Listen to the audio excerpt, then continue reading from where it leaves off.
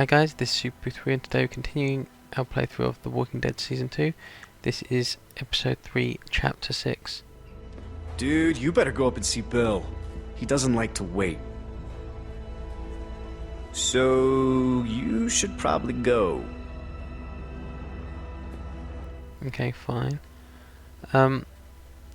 It's kind of sad that Reggie got killed because he wasn't a bad guy, but I guess it was just he needed to be made an example so he could see how much of a problem and how much of a psycho Bill is. She's a strong woman, surrounded by weak men. I ain't letting my kid get raised around that. Get in here.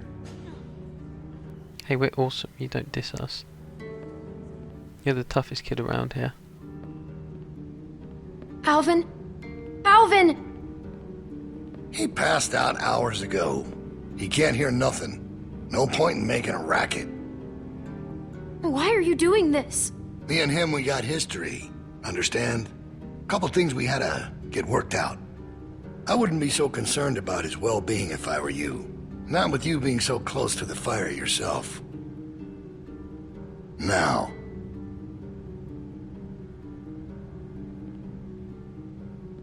He's going to start lecturing us on all the things that we've done wrong up to this You point. make sure you tell me the truth when you're sitting where you are.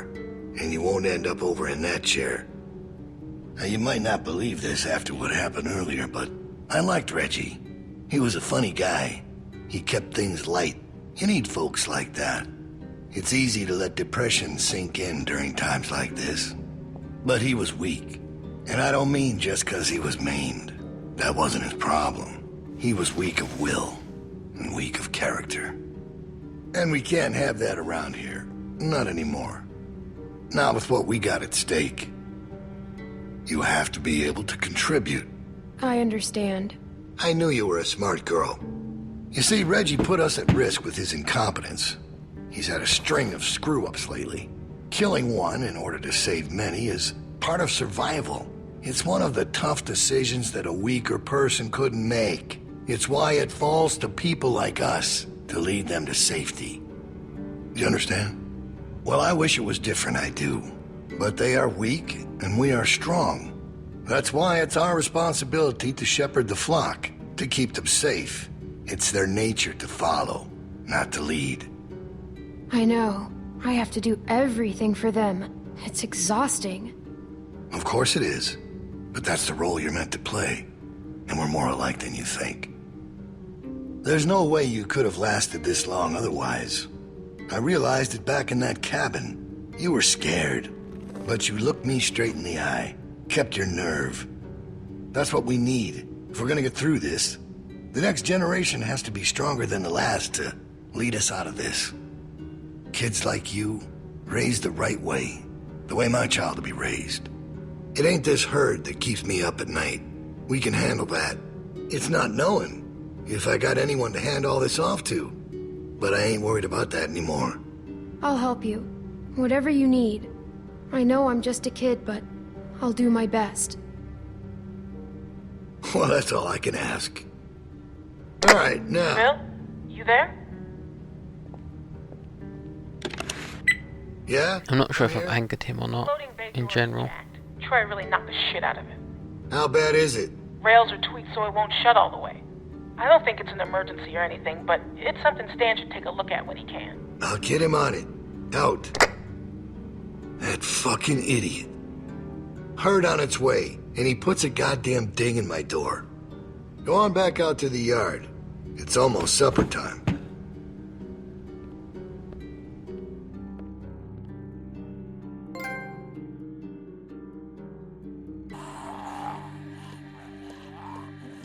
Okay, so it seems to be night time now. And we're heading back to rest. This morning, I don't know what that son of a bitch is gonna do next. So you want to ring the dinner bell for a herd of walkers to show up? How is that better? 'Cause this place will be fucking chaos when that thing hits. No one will be paying any attention to us. And that's when we go. It's our opening. We just gotta figure out a way to draw them to us. Your friend here wants to get us killed by lurkers before Bill can do it. What is it with you? That's what it sounds like to me. You know that's not what he's saying, but it does sound dangerous. This shit is all dangerous. Kenny, do not speak to me like that. Okay, sorry. Maybe Luke could help us. He's outside. He wants a radio to help keep an eye on the guards. Thank you. That's the plan I vote for. You know about Luke? He flagged us down when Troy wasn't looking. Told us his plan. Mentioned he talked to you. If Luke can tell us what's going on with the guards, we can use that to pick a good time to escape. That seems reasonable. Who knows when that'll be? There was a girl back at Crawford that used church bells to send walkers all over the city. We just need something really loud. The PA system Carver is always using is quite loud. There's some speakers outside the building, pointed toward the parking lot. I saw them when we were walking out to the work. Troy's always standing next to one of them. There are fuel on the roof. I saw the controls. They're in Carver's office. She's right. It's all controlled in Bill's office. There's a switch in there that'll turn them on. How do you know that? I used to make a lot of the announcements back in the day. I had it flipped on once. Luckily, there wasn't much around at the time to hear it. It was plenty loud, though. That's perfect. We just gotta get into his office. Why didn't you say something sooner? 'Cause it doesn't change anything. This isn't a discussion about how to do it. It's a discussion about whether it's stupid. And it's still stupid. The sensible thing is to get Luke the radio and wait for an opening.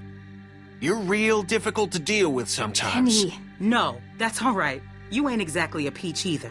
Luke's in no shape to help us. You want to put our fate in that guy's hands? It's not happening. He did look pretty rough. You guys should take a look in the mirror sometime. Why can't we do both? Even if we bring the herd to us, it's probably good for Luke to be able to tell us where they're coming from. You know what? Fine. I can get behind that. Okay, so we get that turd a radio. He keeps us posted on the herd's movement. We fire up the PA thing and bring the walkers to roll over this place. And then what? Get some guns and shoot our way out. I don't know. Whatever we can. We improvise. Then that's not a plan. You don't plan to improvise. I figured out what your problem is. You don't think this stuff through. If the end of the plan is just to stroll through a herd of walkers, then you should know from the jump there's no way it's ever going to work. Actually, I do it all the time. First words I ever hear you say, and it's just some crazy, stupid shit. hush. What do you mean exactly? When you cover yourself in their smell, rub the walker guts all over you. They can't tell you from one of them. Now I don't know who's crazier. Trust me, I've walked through herds before.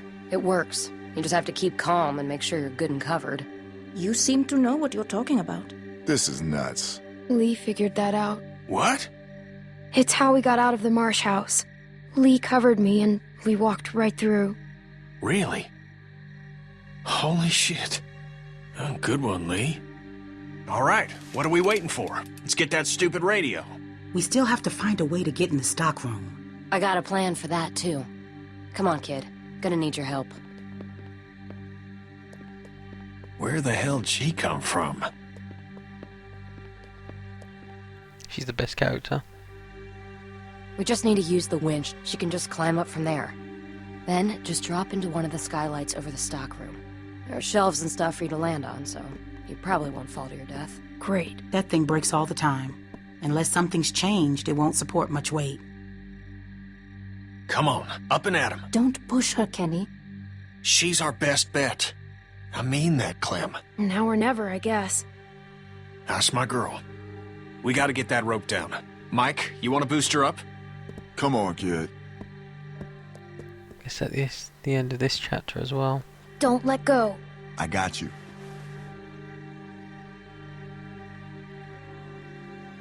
Anyway, guys, we'll continue the next chapter tomorrow. So thanks for watching. Until next time, bye.